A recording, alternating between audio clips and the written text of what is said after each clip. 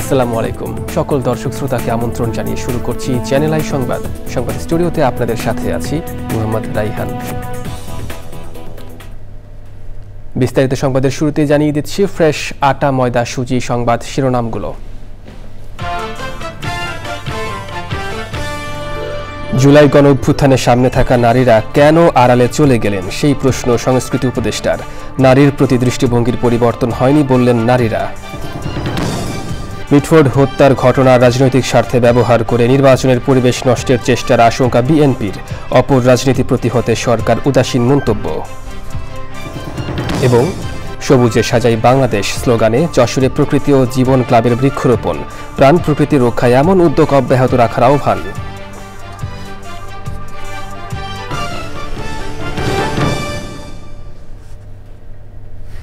দর্শক সংবাদ শিরোনামগুলো জানাচ্ছিলাম। এখনকার এই সংবাদ আয়োজন একই সঙ্গে চ্যানেল আই এর ইউটিউব চ্যানেল এবং চ্যানেল আই এর ওটিটি প্ল্যাটফর্ম আই স্ক্রিনে লাইভ স্ট্রিম হচ্ছে।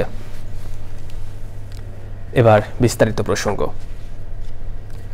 জুলাই গণ অভ্যুত্থানে থাকা নারীরা পরবর্তী সময়ে কেন কিছুটা আড়ালে চলে গেলেন সেই প্রশ্ন তুলেছেন সংস্কৃতি উপদেষ্টা মোস্তফা সরওয়ার ফারুকী।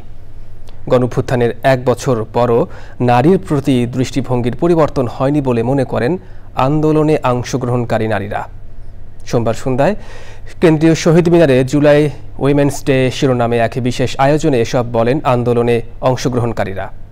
আয়োজনে গান, চলচ্চিত্র, স্মৃতিচারণ ও ড্রোন শো এর মাধ্যমে জুলাইয়ের গণ অভ্যুত্থানকে স্মরণ করা হয়। সাদি মাহমুদের রিপোর্ট।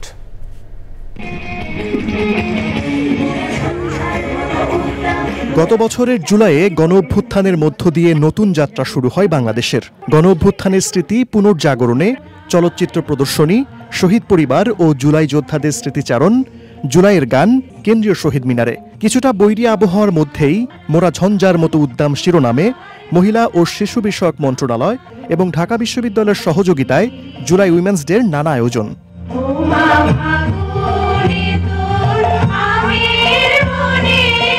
জাতীয় সঙ্গীত পরিবেশনের মাধ্যমে শুরু হয় অনুষ্ঠান। এরপর প্রদর্শিত হয় মহিলা ও শিশু বিষয়ক মন্ত্রণালয় প্রযোজিত July women, you failed to kill Abrar Fahad সহ বেশ কয়েকটি তথ্যচিত্র।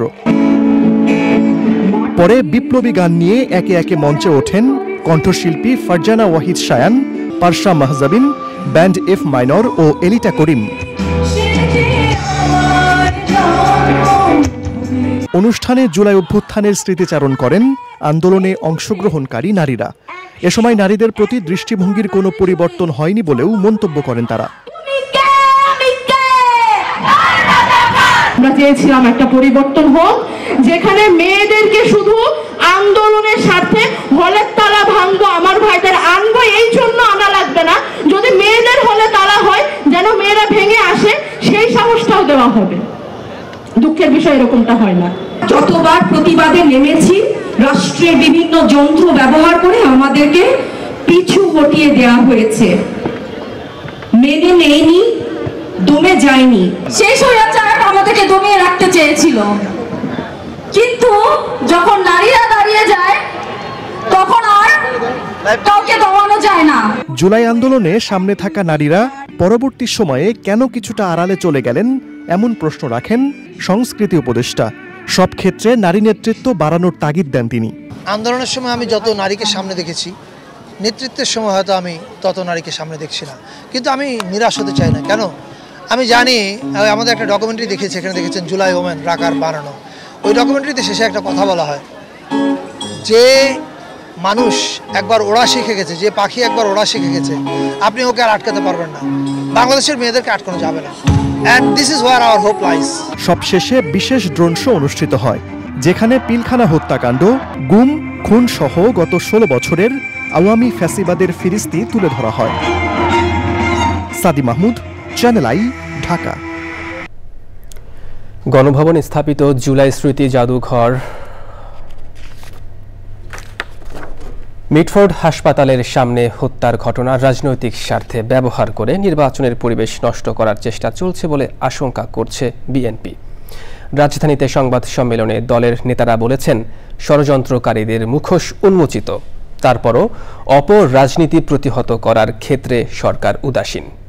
মুক্তিযুদ্ধ ও গণতন্ত্রের সমর্থক রাজনৈতিক দলগুলো কুরুচিপূর্ণ আক্রমণের লক্ষ্য হচ্ছে এই অভিযোগ করে তারা বলেছেন, কিছু ষড়যন্ত্রকারীর অপচেষ্টায় বাংলাদেশকে ব্যর্থ হতে দেওয়া হবে না। রাহুল রায় রিপোর্ট। সাম্প্রতিক বিভিন্ন ইস্যু, বিশেষ করে পুরান ঢাকায় ব্যবসায়ী হত্যাকাণ্ড নিয়ে দলের চেয়ারপারসনের গুলশান কার্যালয়ে বিএনপির সংবাদ সম্মেলন। স্থায়ী কমিটির প্রায় সব সদস্যকে নিয়ে দলের বক্তব্য তুলে ধরেন দলের মহাসচিব। হত্যাকারীদের বিচার দাবি করে এই ঘটনা নিয়ে কিছু প্রশ্ন তুলেছে বিএনপি।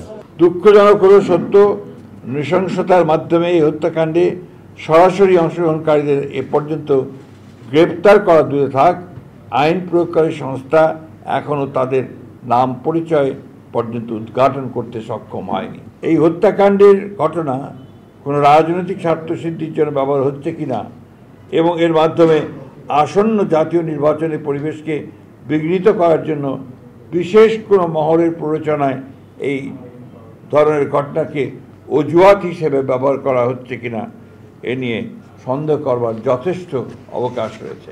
কুমিল্লার মুরাদনগরে সংঘটিত 3টি নৃশংস হত্যাকাণ্ড, কুমিল্লায় মসজিদের ইমাম হত্যা, খুলনায় যুবদল নেতা মাহবুব মোল্লাকে হত্যা ও রক কেটে দেওয়া, এমন হত্যাকাণ্ডের ক্ষেত্রে সকলের প্রতিবাদী কণ্ঠস্বর সমমানের ছিল কিনা সে বিষয়েও প্রশ্ন তোলা যেতে পারে। চলমান পরিস্থিতিতে সরকারের ভূমিকা ও রাজনৈতিক ঐক্যের প্রয়োজনীয়তা সহ বিভিন্ন বিষয় উঠে আসে সংবাদ সম্মেলনে। সুপরিকল্পিতভাবে এই অশ্লীল কুরুচিপূর্ণ আক্রমণের লক্ষ্যবস্তু হচ্ছেন এদেশের স্বাধীনতা, মুক্তিযুদ্ধ, সার্বভৌমত্ব ও গণতন্ত্রের সমর্থক রাজনৈতিক দল ও তার শীর্ষ নেতৃত্ব। দেশে গণতন্ত্র পুনঃপ্রতিষ্ঠার প্রত্যয়ে ঐক্যবদ্ধ জাতিকে বিভক্ত করার ষড়যন্ত্রকারীদের মুখোশ আজ উন্মোচিত। এই অপরাজনীতি প্রতিহত করার ক্ষেত্রে সরকারের উদাসীনতার প্রতি আমরা তীব্র ক্ষোভ প্রকাশ করছি। আমরা দৃঢ়ভাবে আশা করি দেশে বিদ্যমান রাজনৈতিক পরিস্থিতি অবনতির ভয়াবহ পরিণাম সম্পর্কে দায়িত্বশীল সকল রাজনৈতিক দল সচেতন হবেন। সুষ্ঠু নির্বাচন ও গণতন্ত্র প্রতিষ্ঠা করে আগামীর বাংলাদেশ গড়ার পথে কোনো বাধা আসলে ঐক্যবদ্ধ গণতান্ত্রিক শক্তির মাধ্যমে প্রতিহত করার কথা বলেছে বিএনপি। আগামীর বাংলাদেশ গড়ার পথে যদি কোনো বাধা আসে তবে সেটা আমরা ঐক্যবদ্ধ গণতান্ত্রিক শক্তির মাধ্যমে প্রতিহত করব। রাহুল রায়, চ্যানেল আই, ঢাকা। দেশব্যাপী জুলাই পদযাত্রার অংশ হিসেবে জাতীয় নাগরিক পার্টি এনসিপির কেন্দ্রীয় নেতারা বরিশাল বিভাগে পদযাত্রা করছেন। তারই অংশ হিসেবে সোমবার রাতে চরমোনাই দরবার শরীফে যান তারা। সেখানে ইসলামী আন্দোলন বাংলাদেশের সিনিয়র নায়েবে আমির মুফতি সৈয়দ মোহাম্মদ ফয়জুল করিমের সাথে সাক্ষাৎ করেন এনসিপির আহ্বায়ক নাহিদ ইসলাম। সে সময় ছিলেন ইসলামী আন্দোলন বাংলাদেশের মহাসচিব মাওলানা সৈয়দ ইসহাক মোহাম্মদ আবুল খায়ের এবং দলের সহ প্রচার ও দাওয়া সম্পাদক KM সুরেতুল্লাহ সহ কেন্দ্রীয় জেলা ও মহানগর শাখার নেতারা। নির্বাচনী ভাগবাটোয়ারা, আসনের ভাগবাটোয়ারার যে রাজনীতি, সেই রাজনীতিতে আমরা আগ্রহী নয় এবং এই রাজনীতিকে নস্যাৎ করে, চ্যালেঞ্জ করে এই জাতীয় নাগরিক পার্টির উত্থান হয়েছে। বরং আমরা বলেছি দেশের যে এখন সংস্কারের যে আলাপ চলছে, মৌলিক সংস্কার এবং গণহত্যার বিচার এবং দেশকে পুনর্গঠন করা, সেই আলাপ আলোচনা রাজনীতিতে এনসিপির দরজা খোলা রয়েছে। বাংলাদেশের কোন রাজনীতিবিদ এবং রাজনৈতিক দল যদি ওলামায়ে কেরাম থেকে বিচ্ছিন্ন হয়, কমপক্ষে 92% মুসলমানদের দেশে সে কোনো অবস্থায় রাজনীতি করতে পারবে না, বিশ্বাস করি। কাজে আমি আজকে আমাদের বৈষম্য বিরোধী আন্দোলনের থেকে শুরু করে এনসিপি যারা গঠন করেছেন, আমি সবাইকে ধন্যবাদ জ্ঞাপন করছি এবং আশা করি ইনশাআল্লাহ ভবিষ্যতেও আমরা সহযোদ্ধা হিসাবে দেশকে গড়ব এবং দেশের নেতৃত্ব দেব ইনশাআল্লাহ। গত বছরের তুলনায় এবছর দেশে প্রবাসী আয় বা রেমিটেন্স বেড়েছে প্রায় $6.5 বিলিয়ন বা 26%। এক বছরে রিজার্ভ বেড়েছে $5 বিলিয়নেরও বেশি। রেমিটেন্স ও রফতানি বাড়ায় বর্তমানে ডলারের সরবরাহ চাহিদার চেয়েও বেশি বলে জানিয়েছে বাংলাদেশ ব্যাংক। পরাগ আজমের রিপোর্ট। বাংলাদেশ ব্যাংকের তথ্য অনুযায়ী গত বছর বাংলাদেশের প্রবাসী আয় বা রেমিটেন্সের পরিমাণ ছিল $23.9 বিলিয়ন। এক বছরে রেমিটেন্স বেড়ে দাঁড়িয়েছে 30.3 বিলিয়ন মার্কিন ডলার। এই সময়ে রিজার্ভও বেড়েছে 5 বিলিয়ন ডলারের বেশি। বৈধ পথে ব্যাংকিং চ্যানেলে রেমিটেন্স পাঠানোর কারণেই প্রবাসী আয়ে এই ঊর্ধ্বগতি বলছে বাংলাদেশ ব্যাংক। রেমিটেন্স গত বছরের সাথে হিসাব করে যে গত অর্থ বছরে এটা লেস দেন 24 বিলিয়ন ছিল, যেটা এবছর 30 বিলিয়ন হয়েছে। তার মানে এবছর 26% উপরে আমাদের প্রবৃদ্ধি আছে রেমিটেন্স আহরণের ক্ষেত্রে। রাষ্ট্র ফেসিলিটেট করেছে, ব্যাংকগুলো কঠোরভাবে মনিটর করছে, বিদেশি যারা এক্সচেঞ্জ হাউস আছে তাদের সাথে যোগাযোগ রাখছে যাতে অন্য কোনো চ্যানেল দিয়ে টাকা দেশের ভিতরে না ঢুকে ব্যাংকিং সেক্টর দিয়ে আসে। তিনি জানান, রিজার্ভ বাড়ার ক্ষেত্রে 3 বিলিয়ন ডলারের মতো ভূমিকা আছে IMF সহ কিছু বৈদেশিক ঋণের। তবে রেমিটেন্স ও রপ্তানি বাড়ায় এবং আমদানি খরচ কমে যাওয়ার সুফল পাচ্ছে দেশের অর্থনীতি। সম্প্রতি দেখা যাচ্ছে যে রেমিটেন্স প্রবাহ এবং এক্সপোর্টের যে ঊর্ধ্বগতি, এর কারণে ডলারের যে রিজার্ভ সেটা খুবই সন্তোষজনক মাত্রায় আছে এবং বাজারে তারল্য হিসেবে ডলারের যে সাপ্লাই এবং ডিমান্ড, সেটা সাপ্লাইয়ের অবস্থা ডিমান্ডের তুলনায় বেশি। এই কারণে বিনিময় মূল্য হ্রাস পেয়েছে এবং বাংলাদেশ ব্যাংক বাধ্য হচ্ছে যে বাজার থেকে উদ্ধৃত ডলার কিনে এই মার্কেটটাকে স্টেবল রাখার। দেশের ব্যাংকিং খাতের সংস্কারের কাজও এগিয়ে চলছে বলে জানিয়েছেন বাংলাদেশ ব্যাংকের মুখপাত্র। পরাগ আজিম, চ্যানেল আই, ঢাকা। খরাপ্রবণ যশোরের প্রকৃতিকে প্রাণবন্ত রাখতে সবুজে সাজাই বাংলাদেশ স্লোগানে বৃক্ষরোপণ করেছে প্রকৃতি ও জীবন ক্লাব। সদর উপজেলার নতুন খয়েরতলা মাধ্যমিক বিদ্যালয়ে 3 শতাধিক শিক্ষার্থীর মাঝে চারা বিতরণ করা হয়। প্রাণ প্রকৃতি রক্ষায় এমন উদ্যোগ অব্যাহত রাখার আহ্বান পরিবেশ প্রেমীদের। যশোর থেকে আকরামুজ্জামানের তথ্য ও ভিডিও চিত্রে আফরোজা হাসির রিপোর্ট। জলবায়ু পরিবর্তনের বিরূপ প্রভাবের পাশাপাশি নির্বিচারে বৃক্ষনিধন সহ পরিবেশ বিধ্বংসী নানা কর্মকাণ্ডে ওষ্ঠাগত যশোরের প্রাণ প্রকৃতি। এমন পরিস্থিতিতে নির্জীব প্রকৃতিকে সবুজ শ্যামল ও প্রাণবন্ত করতে সারা দেশের মতো যশোরেও ব্যাপক হারে বৃক্ষরোপণ করছে প্রকৃতি ও জীবন ক্লাব। সবুজে সাজাই বাংলাদেশ এই প্রতিপাদ্যে যশোরে বৃক্ষরোপণ কর্মসূচি পালন করেছে প্রকৃতি জীবন ক্লাব। এখানে নানা জাতের গাছ লাগানোর পাশাপাশি একটি খুব বিশেষ একটি ফলের গাছ লাগানো হয়েছে, যেটা কাটিমন। এই যে আমটি 12 মাস ব্যাপী ফল দেয়, সেই কাটিমন গাছের চারা রোপণ করা হয়েছে এখানে। আমাদের এই যে নানা ধরনের গাছ আমাদের চারপাশে, এদের কিন্তু একটা বিশাল ভূমিকা আছে অন্যান্য কাজের পাশাপাশি। সেটা হলো বায়ুতে যে ধূলিকণা আছে সেটাকে শোষণ করে নেয়। এই গাছ থেকেই কিন্তু আমরা ফল পাচ্ছি, ফুল পাচ্ছি, ঔষধি উপকরণ পাচ্ছি এবং কাঠ পাচ্ছি। সুতরাং এই উপকার যদি পেতে চাই তাহলে এই বর্ষায় আমাদের কিন্তু বৃক্ষরোপণ করতে হবে এবং এই বৃক্ষরোপণ কর্মসূচি চালিয়ে যেতে হবে জোরে সোরে সারা বাংলাদেশ ব্যাপী। বৃক্ষরোপণে নতুন প্রজন্মকে সম্পৃক্ত করতে শিক্ষার্থীদের গাছের চারা উপহার দেওয়া হয়। গাছগুলো আমাদের জন্য অনেক উপকারী, এগুলো প্রকৃতির জন্যও ভালো। ছাত্রছাত্রীদের ভিতরে যে গাছগুলো বিতরণ করছে তার মাধ্যমে আমরা অনেক খুশি হয়েছি। গাছ আমাদের পরিবেশের জন্য অনেক ভালো, আমাদের অক্সিজেন দেয়।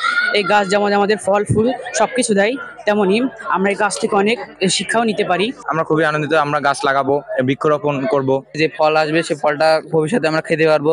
ভবিষ্যৎ প্রজন্মের জন্য নিরাপদ পৃথিবী গড়তে প্রকৃতি ও জীবন ক্লাবের উদ্যোগকে স্বাগত জানান বিশিষ্টজনরা। ফলের চারা দেওয়ার মাধ্যমে আমাদের একদিকে পরিবেশটা সবুজ থাকবে, আবার আমাদের পুষ্টির নিশ্চয়তা বিধান হবে। আছে তাদের ভিতরে একটা চেতনা সৃষ্টি হবে যে আমাদের পরিবেশ রক্ষার জন্য বৃক্ষরোপণ আমাদের খুব প্রয়োজন। সবুজ শ্যামল দেশ গড়তে কর্মসূচি অব্যাহত থাকবে জানান আয়োজকরা। সবুজে সাজায় বাংলাদেশ এর অংশ হতে পেরে তাদের মধ্যে একটা আনন্দ উপলব্ধি করতে পারছে। যে সকল শিক্ষার্থীর হাতে তুলে দেওয়া হলো তারা কিন্তু অত্যন্ত আনন্দের সাথেই তারা প্রত্যেকে তাদের বাড়িতে একটা প্রকৃতি সাজাতে পারবে এবং সে সাজানোর জন্য যে প্রকৃতি এবং জীবন ক্লাব যে উদ্যোগ গ্রহণ করেছে আমি সাধুবাদ জানাচ্ছি। পরিবেশ ও প্রকৃতির উন্নয়নে বৃক্ষরোপণ কর্মসূচিকে বেগবান করতে সবাইকে এগিয়ে আসার আহ্বান পরিবেশবাদীদের। আফরোজা হাসি, প্রকৃতি ও জীবন ডেস্ক, চ্যানেল আই। এবার বাংলাদেশ শ্রীলঙ্কা টি20 সিরিজ প্রসঙ্গ। দর্শক দেখছেন চ্যানেল আই সংবাদ। এবার বিরতি, আর বিরতির পর জানিয়ে ফিরছি।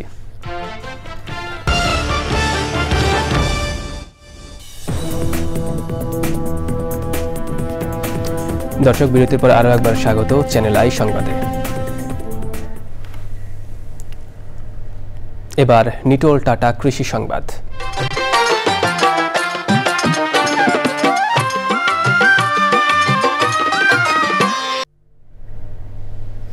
উচ্চ ফলনশীল ধান বীজ উৎপাদন করে সফল হয়েছেন চুয়াডাঙ্গার সীমান্তবর্তী দামুড়হুদা উপজেলার চাষিরা।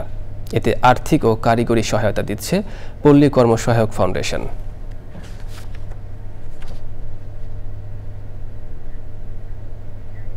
এবার প্রকৃতি সংবাদ।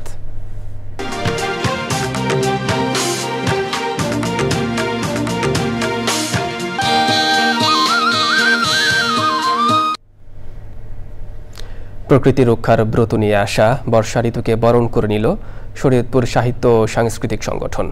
বৃষ্টির রিমঝিম শব্দ আর সোদা মাটির গন্ধ বাস্তবে নিয়ে এলো গানে ও কবিতার ছন্দে শরীয়তপুর পাবলিক লাইব্রেরি প্রাঙ্গণ। তুলে ধরা হয় বাংলার সংস্কৃতি। তবে সবকিছু ছাপিয়ে আলোচনার কেন্দ্রবিন্দু ছিল লাইব্রেরির প্রধান ফটকের সামনে দেয়াল নির্মাণ নিয়ে। প্রশাসনের এমন কর্মকাণ্ডে ক্ষোভ জানিয়ে লাইব্রেরি সংরক্ষণ সহ আধুনিকায়নের দাবি সচেতন মহলের।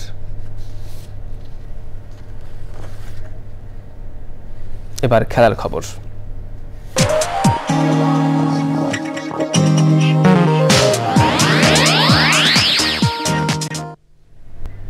দর্শক, সংবাদ শেষ করব, তবে যাবার আগে ফ্রেশ আটা ময়দা সুজি সংবাদ শিরোনামগুলো জানিয়ে দিচ্ছি আরও একবার। জুলাই গণঅভ্যুত্থানের সামনে থাকা নারীরা কেন আড়ালে চলে গেলেন, সেই প্রশ্ন সংস্কৃতি উপদেষ্টার। নারীর প্রতি দৃষ্টিভঙ্গির পরিবর্তন হয়নি বললেন নারীরা। মিটফোর্ড হত্যার ঘটনা রাজনৈতিক স্বার্থে ব্যবহার করে নির্বাচনের পরিবেশ নষ্টের চেষ্টার আশঙ্কা বিএনপির। অপরাজনীতি প্রতিহতে সরকার উদাসীন মন্তব্য। এবং সবুজে সাজাই বাংলাদেশ স্লোগানে যশোরে প্রকৃতি ও জীবন ক্লাবের বৃক্ষরোপণ। প্রাণ প্রকৃতি রক্ষায় এমন উদ্যোগ অব্যাহত রাখার আহ্বান।